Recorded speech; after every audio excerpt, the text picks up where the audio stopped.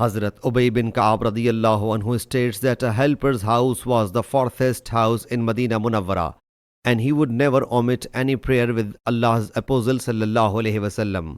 Hazrat Ubay radiyallahu anhu says, "We felt his problem, so I said to him, O so and so, would that you had purchased an ass which would secure you from sun and insects." He replied, "By Allah Jalla Jalaluhu, I do not love it that my house might be next to that of Hazrat Muhammad sallallahu alaihi wasallam."